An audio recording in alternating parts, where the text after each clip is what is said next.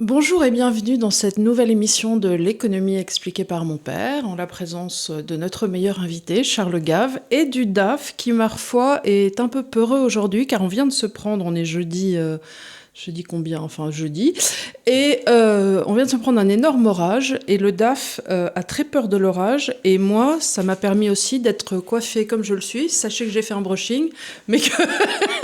à l'impossible, nul n'est tenu. Et j'ai beau faire des brushings, ça devient ça, sous l'effet de l'orage. Voilà. Moi, ça m'arrive pas. Toi, ça t'arrive pas, mais toi, tu sors de chez le dentiste. Alors, vous avez un Charles qui est un peu, ma foi, comme ça, parce qu'on a un dentiste qui adore nous arracher des dents, qu'on salue au passage parce qu'il nous regarde. Et comme toute la France, d'ailleurs. Hein.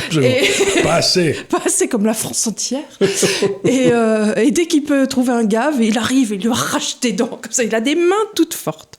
Voilà. Alors, aujourd'hui, on aimerait vous faire revenir sur l'article que Charles a commis cette semaine, dont le titre est « Contribution totalement inutile à la campagne électorale », ce qui est un clin d'œil au fait que les gens n'écoutent jamais ce que Charles a d'intelligent à leur dire, et par les gens, j'entends le monde politique. Non, ça ne les intéresse pas du tout. Voilà, parce qu'ils ont des idées très arrêtées sur ce qu'ils devraient ou ne pas dire au peuple. Voilà, c'est ce qui est très curieux. Chaque fois que j'en parle, c'est qu'ils pensent vraiment que le peuple est complètement incapable de comprendre des idées un petit peu compliquées. Et deuxièmement, qu'il faut continuer à les raconter des calembredaines pour être élu. Donc, quelqu'un qui arrive et qui leur dit « Mais non, il faut dire la vérité », alors là, c'est quand même le dernier des crétins, quoi. Donc, voilà, je suis... moi, je pense qu'on ne peut pas convaincre le peuple, les gens, si on ne leur dit pas la vérité, mais... surtout qu'il y a quand même un concept assez fort dans la vie et qui demeure, qui est quand c'est flou, il y a un loup. Donc, quand c'est flou, les gens s'en rendent bien compte quand même. Et même si tu n'as pas fait des hautes études, même si tu ne comprends pas tous les concepts économiques, ce qu'on essaie de vous expliquer jour après jour, on s'en rend bien compte, si vous voulez, les gens... Mais on se rend compte que le type, il ne comprend pas lui-même. Et puis, on se rend compte qu'on ne vit pas aussi bien qu'il y a 20 ans, que l'Europe qui était censée nous apporter ci et ça, entre parenthèses, l'Europe qui était censée nous apporter la paix est en train de, comme des somnambules, comme disait cette semaine Guénaud, nous amener la guerre. Donc, l'Europe de la paix, ça va faire rigoler 5 minutes et on va voir l'inflation que va nous créer cette Europe. C'est déjà fait, ça. Voilà. Donc, pour mettre tout ça en lumière, Charles a choisi de faire une comparaison avec un pays avec lequel il a beaucoup travaillé, qui est la Suède. Alors ça peut paraître surprenant, mais ça l'est déjà moins quand on sait que le frère aîné de Charles, enfin le frère aîné de 15 mois d'écart, dont on vient de fêter les 80 ans samedi dernier, à Paris. À Paris. Là, je vous fais un peu l'histoire de ma grand-mère, elle m'a tricoté un pull, mais c'était pour la petite histoire. Jeff, c'est fini, oui.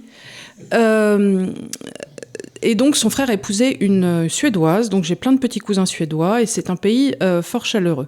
Alors, ce qu'il faut savoir, c'est qu'en 92, quand tu as commencé à travailler, c'est à peu près ça, hein, avec... Non, je travaillais depuis déjà quelques années, mais en 92, je suis arrivé en Suède absolument par hasard, au moment où l'économie suédoise et le système financier suédois étaient en train de sauter. Littéralement. Et je vais expliquer pourquoi il avait sauté. Alors, ce qu'il faut voir, c'est que dans les années 70, à l'époque du groupe ABBA, et compagnie. D'ailleurs, tu sais pourquoi le groupe ABBA avait des costumes de scène aussi flashy ? C'est parce qu'il y avait des dispositions fiscales qui disaient que si on avait des tenues de théâtre, on pouvait défiscaliser. Donc, tous les groupes de rock faisaient en sorte d'avoir des tenues un peu incroyables parce qu'on disait, c'est des costumes, vous voyez bien, c'est pas des habits de ville. Oui. Donc, tu pouvais les passer en compta. Donc comme quoi, quand il y a une mesure absurde et que vous voyez des fenêtres toutes petites ou des immeubles sur 8 étages, voilà, tout en longueur. Vous savez qu'il y a une raison fiscale. Oui, j'avais vu ça au Vietnam, où je me demandais pourquoi toutes les maisons faisaient 50 mètres de long et 1 mètre de large. Et on m'avait expliqué, c'est que les impôts locaux ne se prenaient que sur la largeur de la maison. Voilà. Donc c'était... Non, mais quand tu vois... Des trucs comme ça, ça m'avait amusé. Enfin, je sais pas, tout ça, c'est sur le mur des fenêtres ou ce genre de choses. Oui, c'était l'impôt sur les portes et les fenêtres. Voilà, donc qui avait eu lieu au 19e. Donc la capacité fiscale à faire du mal est considérable. Mais alors, j'ai choisi la Suède aussi pour une autre raison, c'est que si je parle par exemple de ce que j'ai vécu en Angleterre pendant les années Thatcher, on va me dire oui mais Thatcher c'était une grosse brute, les gens mouraient de faim dans la rue, etc. Tandis que la Suède, on peut dire ce qu'on veut, mais ça a toujours été un pays extrêmement social-démocrate, où tout était, on arrivait à des décisions par consensus. On a beau dire, mais le truc le plus dangereux que font les Suédois quand vous allez les voir, c'est qu'ils adorent faire des discours. Et alors, ça peut faire des soirées assez longues. Hein, mais enfin... ça, nul ne connaît véritablement la souffrance avant d'avoir assisté à un mariage suédois. Le seul avantage, c'est que ça se passe en jaquette complète, en habit. On est très beau. Donc on est très beau, c'est très élégant. Les femmes suédoises sont en général grandes, blondes et ainsi de suite. Donc quand on aime ce genre-là, c'est des belles femmes. Mais vous avez 9 heures à rester assis. Ça commence à 15 heures. Non, mais attends, le mariage suédois-danois qu'on a eu, là... et en plus, ils faisaient leur discours en suédois-danois ou norvégien. Et il faut rester assis, mais vraiment assis. Alors, rentrons dans le vif du sujet. Donc, toi, tu pars en Suède en 92, au moment où tout s'écroule. Tout s'écroule. Alors, pourquoi tout s'écroule ? D'abord, ils avaient eu pendant quelques années, ils avaient eu un régime, une série d'hommes politiques que je pourrais qualifier de mélenchonesques. C'est-à-dire que il fallait dépenser plus d'argent, l'État devait faire... Ce qui fait que le poids de l'État dans l'économie, et on va faire quelque chose qu'on n'a jamais fait, on va inclure des graphiques qui vont apparaître au moment où vous écouterez ça. Voilà, donc là on va vous mettre le premier graphique. On va vous mettre le premier graphique, qui est Suède et France, poids de l'État dans l'économie. Alors sur tous ces graphiques, la Suède sera en bleu et la France sera en rouge. Et les périodes assurées que vous verrez apparaître, ça veut dire qu'il y a une récession en Europe. Donc pour montrer que c'est peut-être à ce moment-là, si le déficit budgétaire monte, c'est peut-être parce qu'il y a une récession, vous voyez, ce genre de choses. Donc j'ai essayé de faire quelque chose d'assez systématique. Le premier graphique, c'est donc le poids de l'État dans l'économie. Et le poids de l'État de l'économie, donc en 1994, était de 65%. C'est-à-dire que c'était plus élevé en Suède à l'époque que ça ne l'est en France aujourd'hui. Hein. Mais on est un challenger, parce que là, on est un poids de l'État dans l'économie à 61, 62. Et la France, à l'époque, était à 51. Donc, vous voyez, c'était... Et qu'est-ce qui s'est passé ? C'est que la Suède a commis une erreur qu'on a commis nous-mêmes et qu'on n'a pas arrêté de commettre depuis 20 ans, c'est qu'en ayant un poids de l'État dans l'économie très élevé, ça crée des pressions inflationnistes. À l'époque, l'inflation était assez forte dans le monde. Et ils ont dit, on va bloquer nos taux de change vis-à-vis de l'Allemagne. Donc, ils sont rentrés dans ce qu'on appelait à l'époque le SME, le système monétaire européen, qui était l'ancêtre de l'euro, mais dont on pouvait faire changer les parités de temps en temps. Donc, si vous vous retrouvez non compétitif avec un pays qui l'est, un taux de change bloqué, avec un poids de l'État très élevé, votre économie sera tatine. Et alors, est-ce qu'on peut faire un petit coupe ? Est-ce que tu peux rappeler aux gens ce qu'est le taux de change et pourquoi c'est horrible quand on le bloque ? Alors, le taux de change, si vous voulez, c'est... Dans le fond, vous avez tous fait ça un moment, vous allez en Angleterre...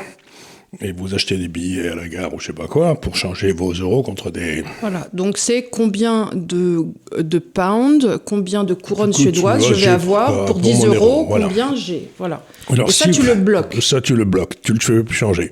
Tu dis, pour 10 euros, vous aurez toujours 9 couronnes, 40. 9 couronnes, voilà, exactement.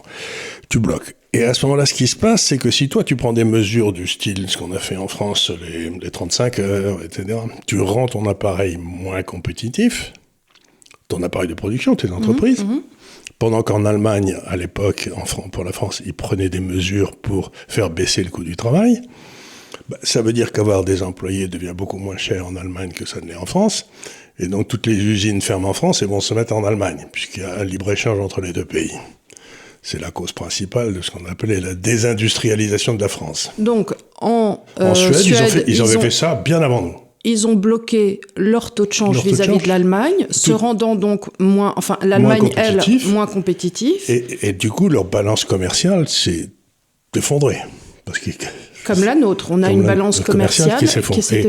Et comme c'était un système qui n'était pas fixe, c'était pas fermé jusqu'à la fin des temps, comme l'euro...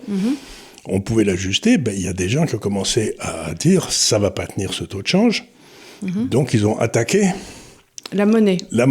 Comme avait fait Soros sur la Great Britain Pound. C'était le même moment, c'était en 92 aussi. Voilà. C'était pour la même raison, d'ailleurs. Et ce qui s'est passé à ce moment-là, c'est que l'Allemagne, qui s'était réunifiée, j'en ai souvent parlé dans le passé, en 90-91, M. Kohl avait décidé qu'un Ostmark, c'est-à-dire la monnaie de l'Allemagne de l'Est, valait un Deutschmark, c'était une imbécilité. Et donc la masse monétaire en Allemagne avait augmenté de cet afflux de monnaie qui n'en était pas, qui était une saloperie. Oui, puisqu'il avait fait une équivalence. Et donc, grosse colère de la Bundesbank, qui dit c'est inflationniste, et c'est vrai, la masse monétaire venait de monter de 20%. D'un coup, comme ça. Grosse colère de la Bundesbank, M. Karl Ottopel, un de mes héros, j'en ai 2 ou 3, dont Volcker, Karl Ottopel.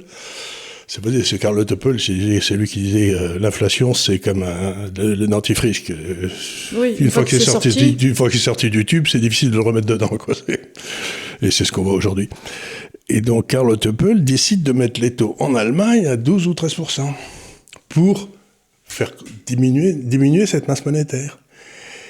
Et à ce moment-là, les Suédois se retrouvent avec des taux à 13 ou à 14, parce qu'ils sont obligés de suivre pour rester à concurrence avec l'Allemagne. Et ça fout en l'air, comme leur économie était très endettée sur l'immobilier, crise financière, les banques sautent, les taux d'intérêt à court terme montent à 20%, et c'est le jour où, croyez-le ou pas, mais j'étais dans le bureau du gouverneur de la Banque centrale de Suède, qui devait quand même passer un moment houleux. Cela dit, bon, une fois qu'on est dans l'œil du cyclone... Justement, il était très détendu, parce que lui, il était foudrage de ces politiques imbéciles de blocage du taux de change, et qui dans le fond, et d'une politique monétaire et budgétaire débile. Il disait, ça tient pas le coup. Donc il dit, c'est en train de sauter, c'est la bonne nouvelle.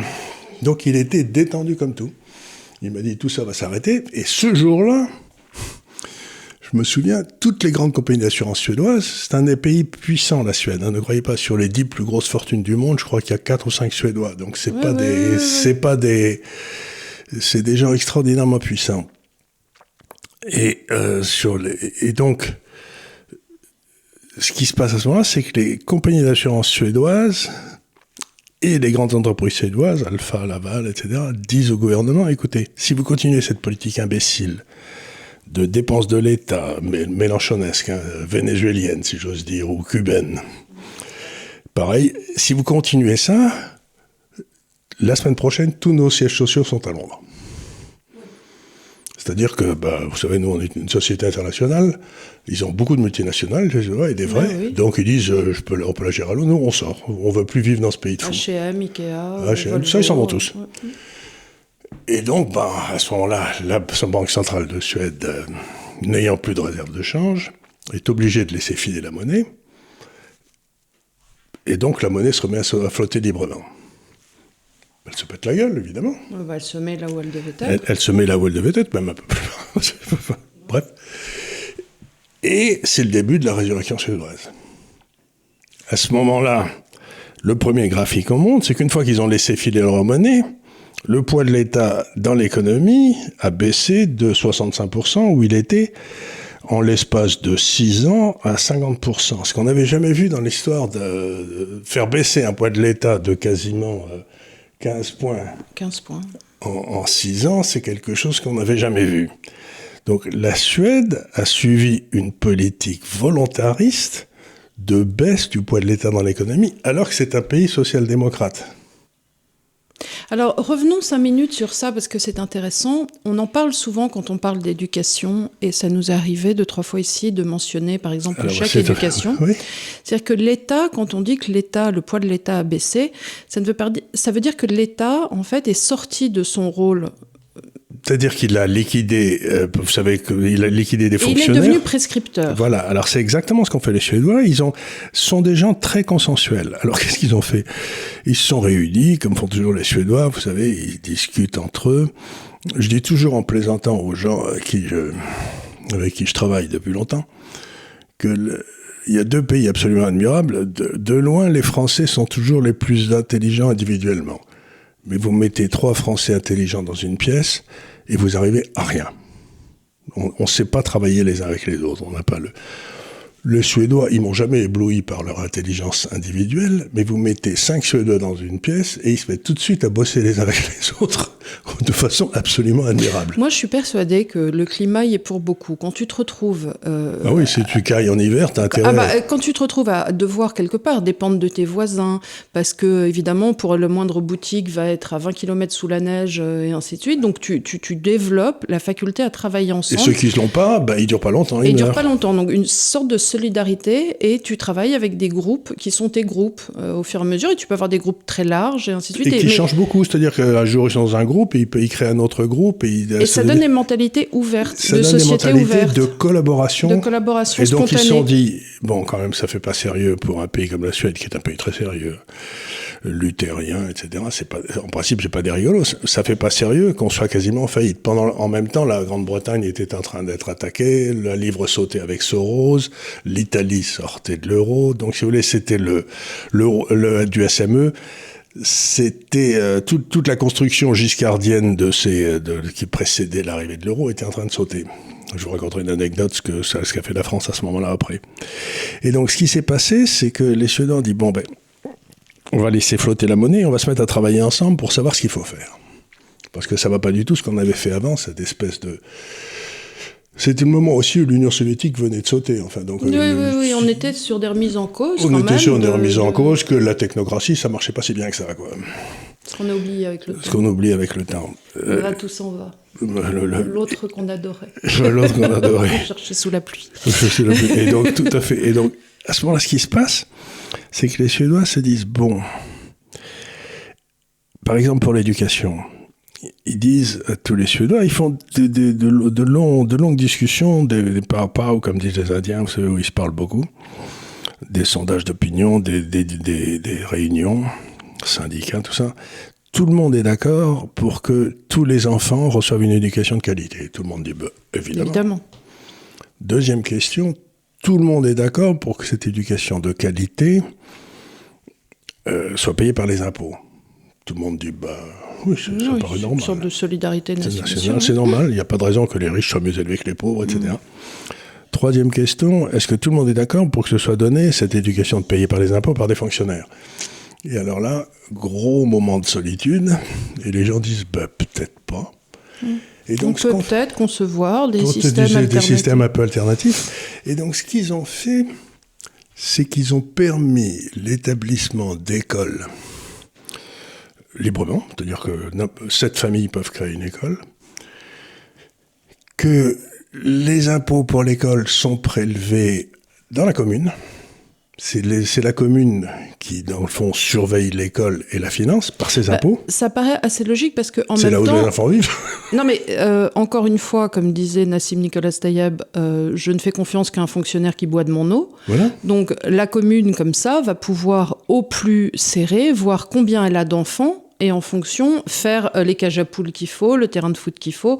Effectivement, une commune où il va y avoir 4000 enfants va pas faire pareil qu'une commune où il y en a que 200. Donc, voilà, exactement. Et alors, ce qui se passe aussi, c'est que donc chaque famille qui a un enfant reçoit un ticket en quelque sorte à présenter à l'école.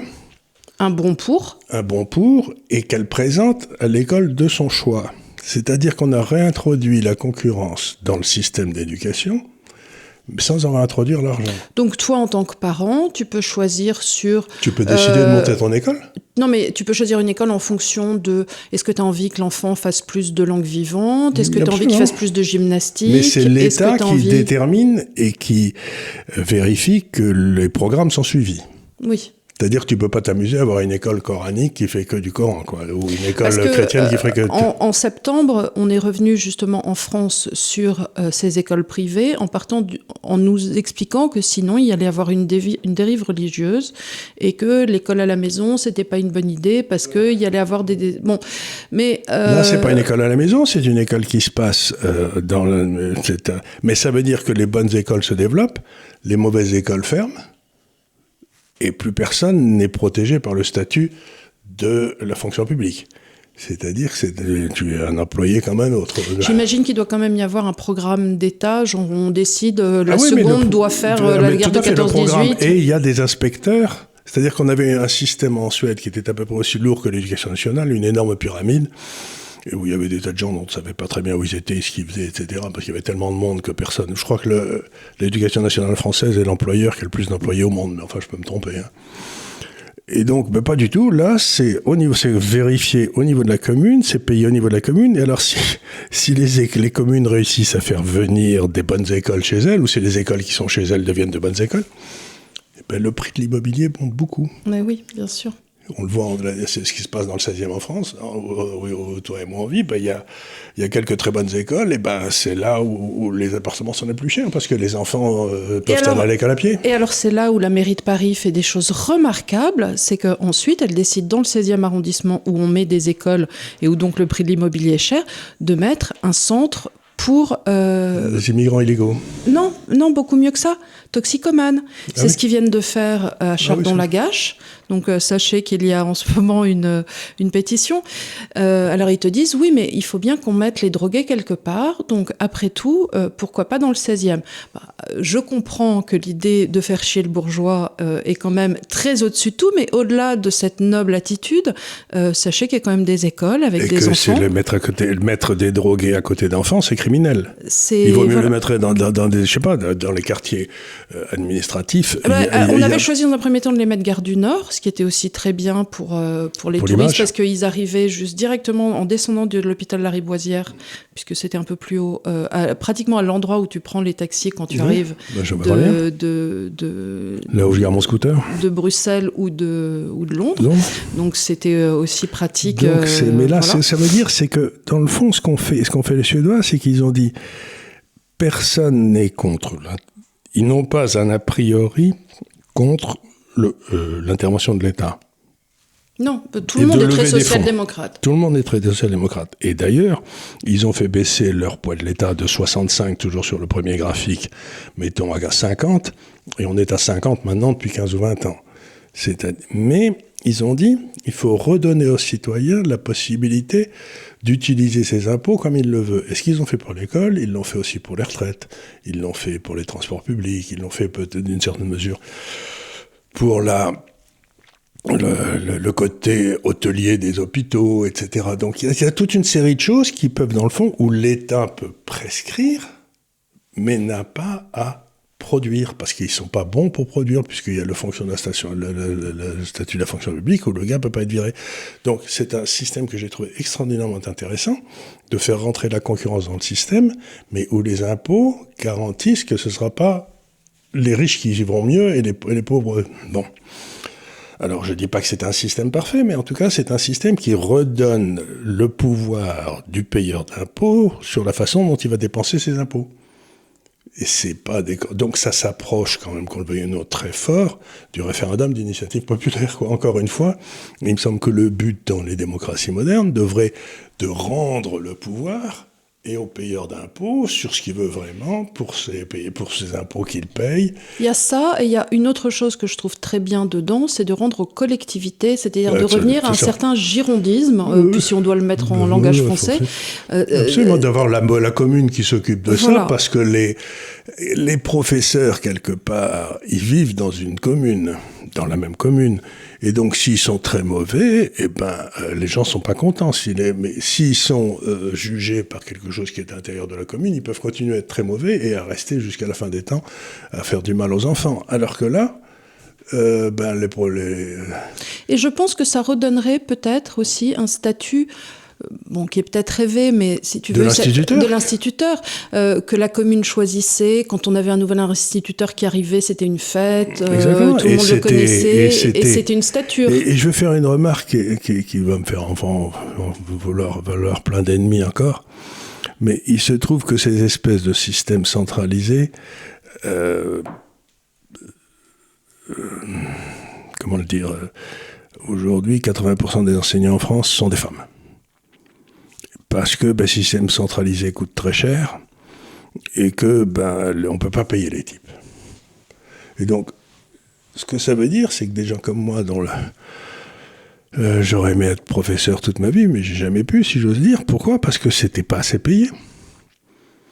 Et donc, tu es vraiment un sale capitaliste. Je suis vraiment un sale capitaliste. Je suis vraiment un sale capitaliste, mais je veux dire simplement, il y a toute une série de gens qui adoreraient enseigner et qui peuvent pas simplement parce qu'aujourd'hui les salaires sont trop bas. compte tenu de leurs compétences, si on te propose 3 pour aller dans le secteur, je sais pas quoi, et 0,50 pour aller enseigner, quand tu as une femme et des enfants... Quand tu as une femme, des enfants, tu as une vie et tout, et puis il faut quand même... Et tu sais en plus que tu vas pas y arriver, puisque c'est complètement... tu pourras jamais devenir un professeur émérite, puisque c'est complètement concentré, c'est dans les mains des syndicats, donc le fait que... Donc ça ramène les hommes dans l'enseignement. Après, tu peux écrire. Mais avec le contrôle de l'écriture et des médias par les gens qui nous aiment beaucoup. Donc la première des choses, c'est qu'il y a eu cette énorme crise en Suède qu'ils ont résolue. Alors, on regarde le deuxième graphique, qui vous montrera en temps utile, et vous voyez que pendant que la France voyait sa dette en pourcentage du PIB passer en 1992, on était allé à 40, et la Suède était aussi à peu près était à 60, 70. La Suède passait de 70 à 36 aujourd'hui. Vous voyez, ça a baissé dans des proportions gigantesques, alors que la France, nous, on passait de 60 à 130. C'est-à-dire que la Suède, pendant ce temps-là, a diminué sa dette de moitié, pendant que nous, nous, on l'a doublé. Et c'est là que je voudrais faire une remarque très intéressante. Quand vous écoutez tous les crétins keynésiens qui sortent de l'ENA, ils vous disent, oui, mais si on diminue la dépense de l'État, l'économie va se ratatiner. Puisqu'il y a tous ces gens qui ont payé à ne rien foutre, ou peut-être pas à ne rien foutre, mais enfin qui ont payé à faire des choses qui n'étaient pas bien utiles. Donc l'économie, on va avoir une récession épouvantable. Ce qui m'amène au graphique numéro 3, que vous verrez apparaître aussi, et qui est simplement la production industrielle de la France et de la Suède sur la période. Vous voyez que 1970 à 1992, à peu près 2000, la France et la Suède, qui étaient 2 pays qui marchaient d'un pas vaillant dans le socialisme, avaient une croissance qui était exactement la même. À partir du moment où la Suède fait reculer son État, sa production industrielle passe donc de 100 à 130, et nous, pendant qu'on fait croître notre État, ou qu'on refuse de le faire baisser, on passe de 100 à 96. C'est-à-dire qu'on est 4% plus bas qu'au moment où on est rentré dans l'euro. Je pense que ça... Et la Suède est 30% plus haut. Ça ramène à quelque chose que tu expliques... Donc le keynésianisme est une imbécilité. Mais que tu expliques souvent qu'en définitive, ça n'est pas l'emploi qui crée la croissance, mais la croissance qui crée l'emploi. Les profits d'aujourd'hui sont... Les investissements de demain, les emplois de demain et les investissements d'après-demain. Exactement. Et donc, ça n'est pas parce que vous créez un emploi de fonctionnaire... Ça détruit 3 emplois du secteur privé. Soi-disant consommer, que vous créerez de la croissance. Temps après temps, il nous explique que ça serait ça ne fonctionne pas. Ça ne marche jamais. Ce qui ne fonctionne, c'est de mettre des conditions économiques qui permettent à l'entrepreneur de croître dans des bonnes situations, qui lui va créer un emploi, un véritable emploi, j'ai envie de dire, et ça vous amènera un emploi de marché, et ça vous amènera de la croissance. Et si ensuite vous avez besoin de créer un bureau supplémentaire à la mairie parce que vous en avez besoin pour x, y raison, là vous créez votre emploi public. Mais l'inverse, que soi-disant créer un emploi public et que parce que vous allez faire des trous à la petite cuillère pour le lendemain le rembourser par nombre sapeurs camembert, créerait de la croissance, ça n'est pas vrai. Ça n'est pas vrai, ça ne marche pas. Ça ne fonctionne jamais, ça n'a jamais fonctionné. Et je vois des affiches aujourd'hui dans Paris, mises par celle qui a été triomphalement élue à l'élection présidentielle, qui a eu fait 2% des voix, Madame Hidalgo, qui dit « Paris, c'est des emplois ». Et donc, vous voyez qu'elle a embauché plein de fonctionnaires à Paris. Mais elle a fait fuir en embauchant et en faisant monter les impôts locaux pour payer ses fonctionnaires. Elle a fait fuir des dizaines et des dizaines d'entreprises de Paris. Et aujourd'hui, Paris est un désert entrepreneurial. Donc ça devient, il y a plus que les musées, les restaurants. Ça va devenir une ville de bronze-cul. C'est vraiment, c'est Venise. Voilà. Il se passe plus rien. Venise, c'est terrible parce que quand on y va, on s'en rend compte. En fait, moi, ce qui m'a fait un choc à Venise, c'est qu'à un moment, j'ai cherché, je sais plus pourquoi, je voulais acheter du lait ou je sais plus, et je cherchais une supérette. Mais tu peux faire Venise de fond en comble. En fait, il faut aller du côté tout là-bas où il y a les marchés. Mais tu trouves pas de supérette. Et ce qui prouve que... les gens vivent pas là. Les gens vivent pas là. Donc, ce qui se passe, c'est que les guides touristiques, tout ça, viennent en journée, mais ils ne peuvent pas vivre à Venise parce que c'est trop cher. Et du coup, sortent le soir, vont en face, à Murano ou en face, voilà. Et du coup, en fait, Venise est un gigantesque Disneyland. Et c'est ce qui est en train de devenir pareil quand vous promenez dans le 6e, le 7e ou le 8e encore plus.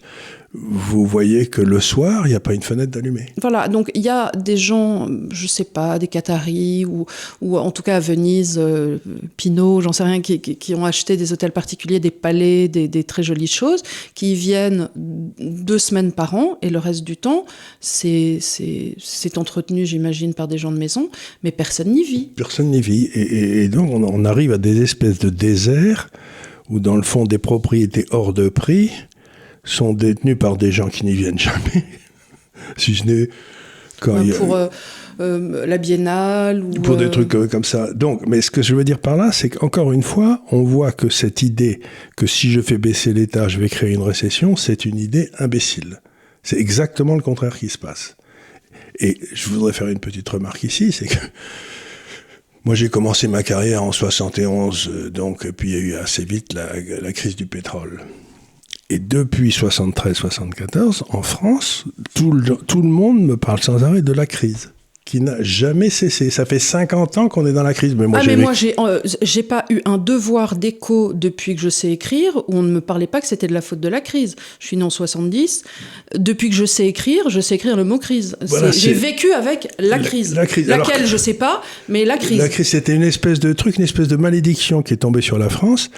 Et je crois que cette malédiction, c'est l'arrivée au pouvoir des énarques. Qui a correspondu, parce que, Pompidou est mort en 73, je crois, 74. Et puis depuis, si vous voulez, Pompidou, c'était normal sup, et puis c'était De Gaulle, c'était beaucoup de corps des mines, et qui au moins savait faire une règle des trois, quoi. Tandis que maintenant, on a des gens qui prennent comme excuse la crise pour augmenter le poids de l'État, c'est-à-dire leur pouvoir à eux. Mais ça fait la pauvreté des Français. Et alors après, c'est magique, ils te disent les chiffres du chômage ont baissé.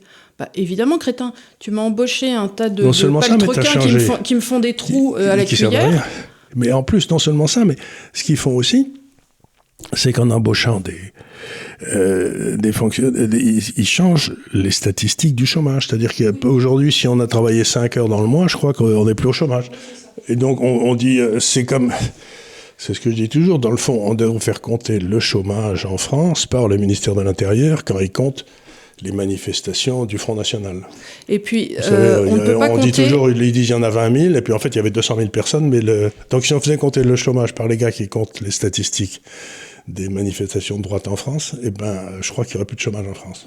Voilà, et puis, il faut faire compter combien de personnes, parce que c'est pas le tout, les personnes qui ont travaillé 10 heures ou 12 heures, mais ça leur permet pas de subsister.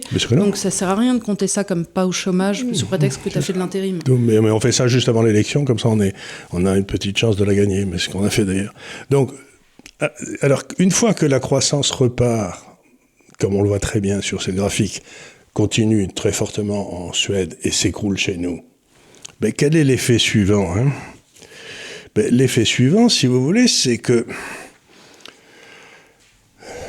la France, qui est bloquée dans un taux de change qui ne marche pas et qui a plus d'entrepreneurs, puisqu'il vaut mieux être entrepreneur en Allemagne ou dans le pays d'à côté, se met à Parce que l'euro est un taux de change, on le rappelle. L'euro est un taux de change, on a été bloqué vis-à-vis de l'Allemagne. Ce qui se passe, et j'en arrive au 4e graphique, c'est que à ce moment-là, nos déficits des comptes courants, c'est-à-dire qu'on devient non compétitif, on achète de plus en plus de choses. Et vous voyez que dans les années 70, quand on était tous les deux socialistes, on avait des très beaux... On était pareil, quoi, avec la Suède. Et puis, eux, ils prennent leurs réformes pour rationaliser leur État. Ils se mettent à avoir des excédents des comptes courants monstrueux, tandis que nous, on continue à avoir des déficits monstrueux, et qui deviennent de plus en plus monstrueux. Donc c'est quand même très étonnant de voir que la crise n'a aucun impact sur la Suède, alors qu'en France, ça fait 70 ans ou 60 ans qu'on est en crise. Mais je crois que la crise, c'est le meilleur des... Et donc, là, ça, c'est la première des choses. Et regardez, celui-là, il est amusant, c'est le déficit. Les déficits du budget, donc je suis au graphique numéro 5 ou 6, vous voyez, en rouge, c'est la France, qui est toujours en déficit budgétaire. La Suède, qui avait des déficits budgétaires très importants quand elle était socialiste, fait ces réformes, mais qui n'ont rien de réformes, si j'ose dire, qui appauvrissent les pauvres. Au contraire, ça redonne beaucoup de pouvoir d'achat aux pauvres. Mais la Suède passe quand quand l'économie croît, elle a des excédents. Quand l'économie décroît, elle a des déficits. Vous voyez, ça devient... Et donc, nous, on est dans un pays qui est profondément malade, qui n'est même pas foutu de faire ses équilibres budgétaires. On n'a pas eu un équilibre budgétaire depuis 1973, je crois. Ouais. Et la Suède, ils ont maintenant un excédent budgétaire structurel, ce qui fait que leur dette, et c'est le dernier graphique, à l'avant-dernier, pardon, leur dette, elle ne cesse de baisser en pourcentage du PIB, la ligne bleue, et nous, la nôtre, ne cesse de monter en pourcentage du PIB. Et donc, vous vous dites, voilà des gens, et on le voit très bien, vous connaissez l'intérêt que j'ai pour les banquiers. Les banquiers, c'est l'entrepreneur qui se met entre l'entrepreneur et les épargnants. Et vous voyez que notre système bancaire passe de, passe de 150 en 2008, là, à 49, c'est-à-dire qu'il perd les 2/3, ça c'est dividende inclus, pendant que le système bancaire suédois multiplie par 10.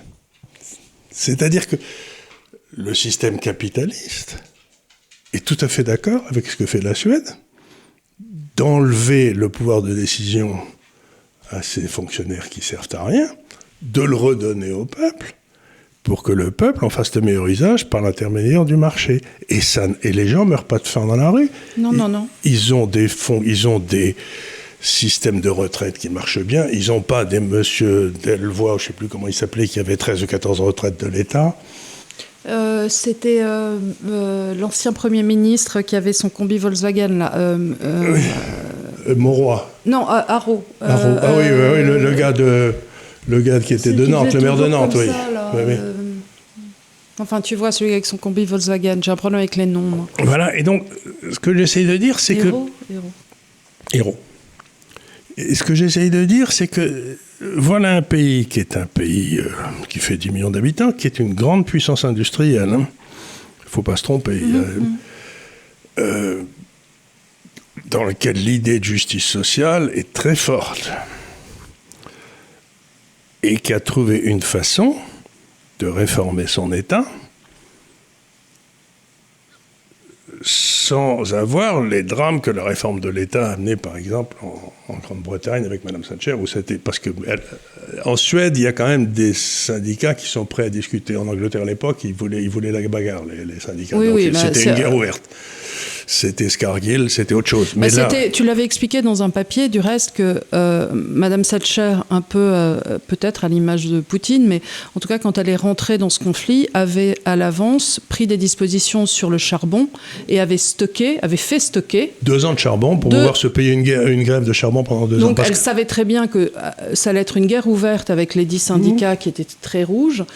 Et qu'il fallait un jour, il allait falloir se les payer et que ça allait être très dur. Et elle se les est payées. Ça a été extrêmement dur parce qu'en plus, il y avait l'IRA aussi, au même moment, parce que, tu te souviens, toi, on s'est pris... Il y a eu des bombes quand même. Il y a eu des bombes, c'était très dur. Il y a eu une guerre aussi à l'époque, puisqu'on était en Angleterre, des poubelles.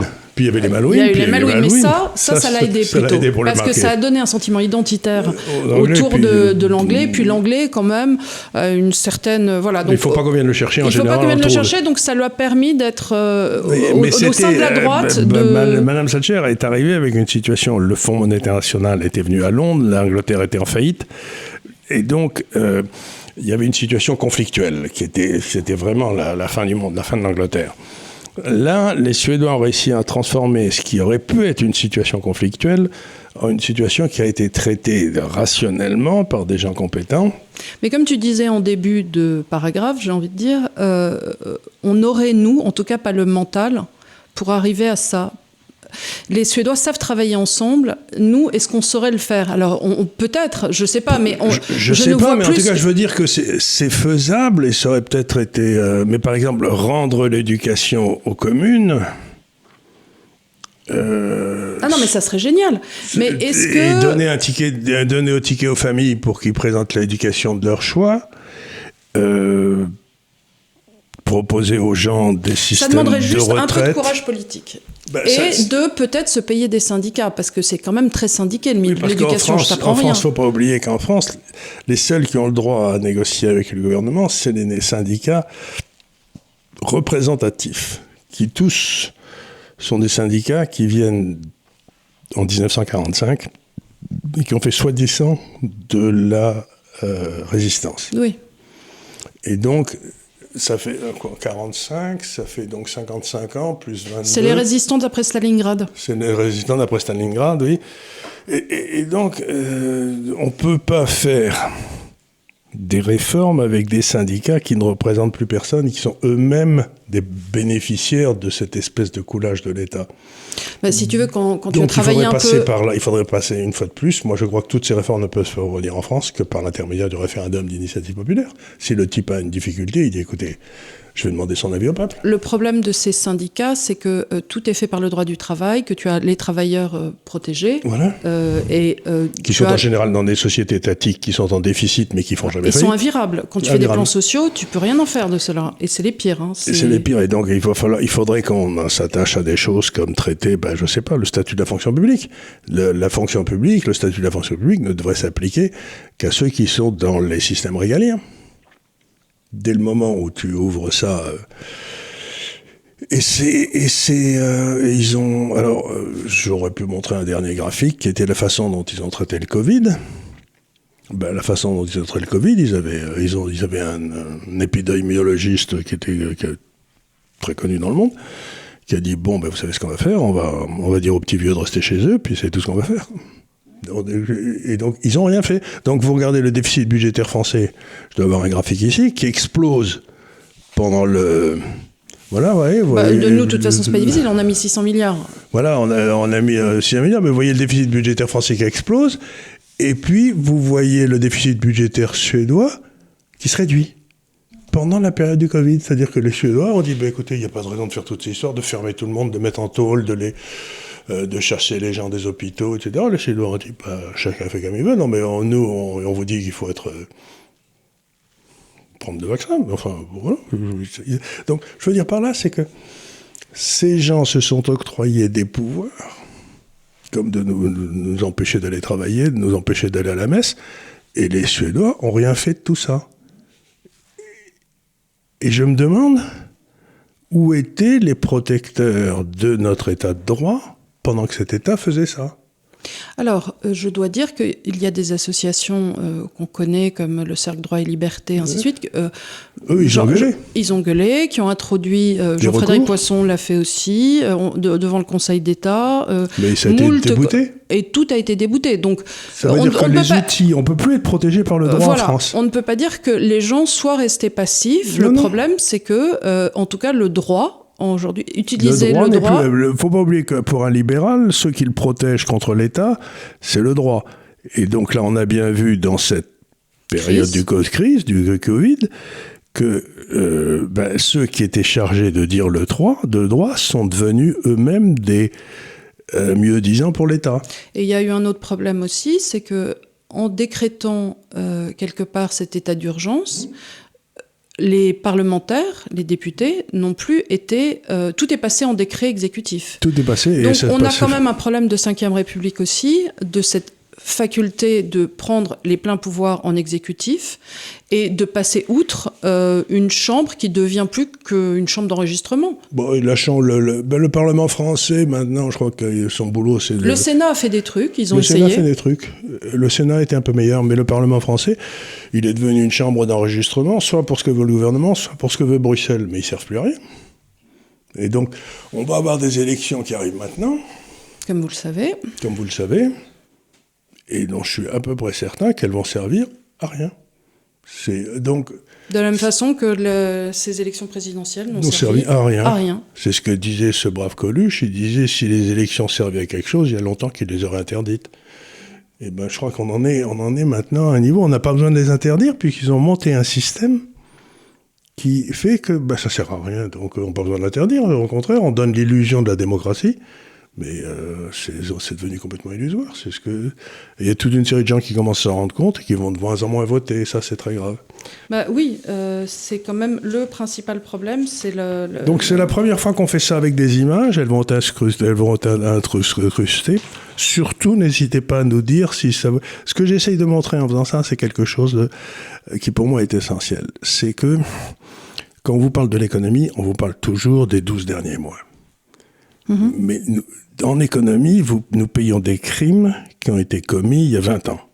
Et on les paye encore aujourd'hui. Par exemple, les 35 heures. C'est quelque chose qui continue à peser sur l'économie française. Alors ça, encore une fois, le problème des 35 heures, c'est que, rappelons-nous, ça a été introduit juste derrière l'euro. Juste avant, c'était en 2001. C'était complètement imbécile de faire monter le coût du travail, c'était en 97-98. Non, parce que c'était Jospin. C'était Jospin qui l'a fait. Oui, mais celle du Nord. C'est Martine Aubry qui était ministre du Travail, oui. De Jospin. Et je crois que, t'en bouge pas, Chirac est devenu ensuite président. Bref, mais c'était à la fin des années 90, au début des années 2000. Et donc, c'est une mesure dont on paye encore le coût aujourd'hui. Et on n'a pas vu, c'est-à-dire que... Et les mesures qui ont été prises par les écolos pour les centrales, ça fait qu'on a fait notre dernière centrale, a été ouverte, je crois, en 1998-99. Et c'est maintenant, c'est l'arrêt des programmes nucléaires français en 98-99, c'est en 2022, c'est-à-dire 23 ou 24 ans après, qu'on paie le prix de cette imbécilité. Donc ce que j'essaie de dire aux gens, c'est... Vous ne pouvez pas demander à un homme qui arrive aujourd'hui de réparer les dégâts qui ont été faits. Si vous regardez la Suède, il leur a fallu 7 ans pour commencer à sortir du trou, et le sortir de façon visible du trou. Donc, je suis complètement sidéré par le fait que quand on parle d'économie, on dit le dernier trimestre est monté ou a baissé de 0,1 ou 2. Mais je leur dis, mais qu'est-ce qu'on en a à foutre ? Oui, parce que l'économie, c'est un tanker, en fait. Quand tu dégazes, enfin, ça prend un temps fou pour reprendre une trajectoire. C'est pas un petit bateau C'est pas un petit bateau. Et quand j'entends le gouverneur de la Banque centrale française, qui d'ailleurs ne gouverne plus rien du tout, puisqu'il n'a plus de monnaie, il n'a plus de... et qui me dit qu'il s'engage à ce que l'inflation retombe en dessous de 2% en 2023, je me dis, ce type est un pantin. Parce que les forces inflationnistes qui nous attaquent aujourd'hui, elles arrêtent il y a 5 ans, il y a 6 ans, il y a 7 ans. Regarde, l'an dernier, vous en parliez avec Anis Ladjef, encore une fois, en disant ils sont en train d'imprimer comme des gorées, on va se retrouver avec une crise inflationniste. Et avant ça déjà, en 2008, quand il y avait eu Lehman Brothers et ainsi de suite, on avait une création monétaire des banques, cette fois-ci, parce que c'était pas la Banque centrale, mais qui avait fait sauter tout. Et ce qu'il y a de plus extraordinaire, encore une fois, c'est aussi bien 2008-2009 que le Covid et tout ça.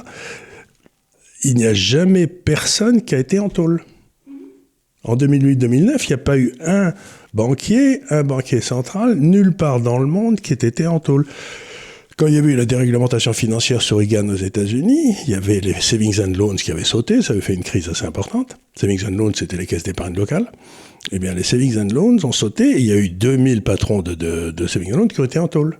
Oui, tout de suite, ça calme. D'ailleurs, je crois qu'en Suède aussi, quand le système bancaire a sauté... Ils en ont mis quelques-uns. Ils en ont mis quelques-uns en prison, ce qui fait que les gens, après, bizarrement...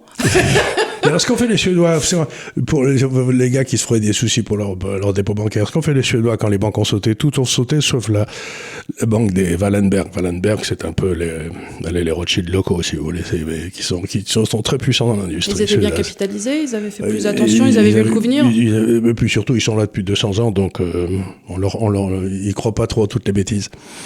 Ce sont des gens très sérieux. Donc, ce qu'avaient fait les Suédois, c'est qu'ils avaient dit, vos dépôts dans les banques, ils sont garantis par l'État suédois. Vous ne perdrez pas vos dépôts. D'accord. Tous. Par contre, les actionnaires des banques, ils ont perdu 100% de leur capital. Et le capital a été transféré, à l'État. C'est-à-dire que les petites gens n'ont rien perdu. Les petites gens n'ont rien perdu. Et les banques ont été nationalisées. Et 3 ans ou 4 ans après, on les a remis en bourse et on a fait 5 fois la mise. D'accord. Tu vois ce que je veux dire ? C'est-à-dire que c'est pas difficile. Vous prenez la BNP, vous prenez la Société Générale, vous garantissez tous les dépôts, vous prenez la boîte, et puis vous la cassez en une dizaine de banques chacune, parce qu'il n'y a pas de raison d'avoir cette espèce de monstre en France. Et les banques redeviennent des banques régionales. Pour ça, il faudrait revenir sur les lois qui ont remis ensemble les banques de dépôt et les banques d'affaires. Vous interdisez aux banques de dépôt de faire un boulot de banque d'affaires. Voilà, les banques d'affaires sont les banques d'affaires Elspiel et les banques de dépôt. Elspiel avec l'argent de leurs actionnaires. L'argent mais des à ce moment-là, actionnaires. quand elles sautent, elles n'ont pas le droit d'être sauvées. Elles n'ont pas le droit d'être sauvées, mais en revanche, la Casse-Grain, la Banque Postale et ainsi de suite, ils font leur boulot, ils vous assurent du 2% ou du 4% dans les bonnes années. Voilà. Et donc, tout ça, ça veut dire que... je vais vous donner un exemple, c'est que depuis qu'on a des statistiques économiques aux États-Unis... C'est-à-dire pas M. Piketty, parce que lui, il a des statistiques depuis le XIIe siècle. Depuis le XIIe siècle. Aux États-Unis, qui n'existaient pas. Enfin, qui n'existaient pas, mais ne laissons pas un détail entrer dans notre storytelling. Ils calculaient la rentabilité du capital investi des Indiens, là. Voilà. Donc, il n'y avait pas de chevaux à l'époque, d'ailleurs. Mais bon, admettons, la rentabilité du secteur financier aux États-Unis, jusqu'à l'an 2000 à peu près, était 2,5% du PIB. C'est-à-dire que l'ensemble des sociétés. Aujourd'hui, c'est 6,5% du PIB. C'est-à-dire que, encore une fois, vous avez une mafia financière qui a pris le contrôle des États-Unis, qui a pris le contrôle de la France, et qui traite avec des opérations de leverage buyout et tous ces trucs-là, qui traite. Donc, ce que j'essaye de dire, c'est ne pensez pas que ça, c'est du capitalisme. Non. Ils ont pris le contrôle de la Banque centrale, ils peuvent emprunter à zéro pour aller acheter des affaires, de l'immobilier et tout, qui va leur donner du 3 ou du 4. Ça n'a rien à voir avec le capitalisme, c'est du brigandage. Et d'ailleurs, c'est ce qu'on essaie toujours d'expliquer, c'est que, en définitive, des taux zéro, des taux négatifs, en tout cas des taux très bas, amènent une mauvaise allocation du capital. Parce que ce qui se passe dans ces cas-là, c'est que, effectivement, si vous avez un immeuble sur les Champs-Élysées, vous allez emprunter à hauteur, parce que l'argent n'est pas cher, pour faire des opérations de... Vous allez acheter des actifs qui existent vraiment, et vous allez donner de l'argent qui est, dans le fond, et du faux argent. Et donc, au lieu de ça, vous n'allez pas tenir, vous lancer dans un nouveau business, prendre des risques, être business angel, essayer de découvrir des nouveaux business, parce que pourquoi vous donner la peine, puisque vous pouvez faire une affaire en achetant de l'argent pas cher, quelque part, avec une hypothèque. Et donc, on se retrouve en général dans ces périodes de taux bas avec des OPA, des leverage buyouts. Et les riches qui deviennent plus riches, et les pauvres qui deviennent plus pauvres. Et en tout cas, aucune création d'entreprise, surtout au niveau local.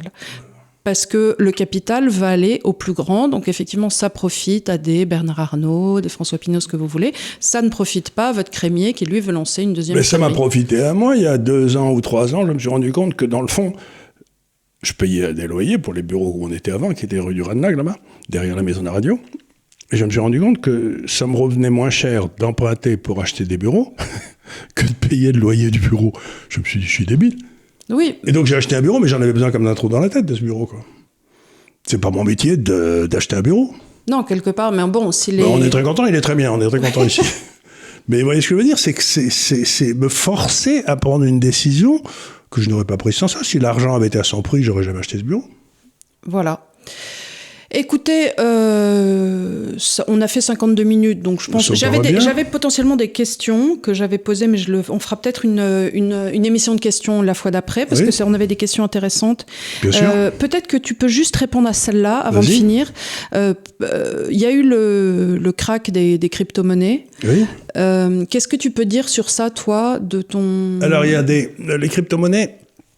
C'est une espèce de système financier parallèle qui est en train de se développer.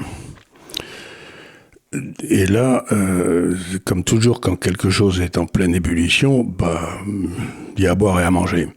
Et donc, il y a 2 ou 3 crypto-monnaies qui ont disparu, ou c'était plutôt des monnaies cash qui étaient censées vous rester à $1 tout le temps, c'est-à-dire... Et...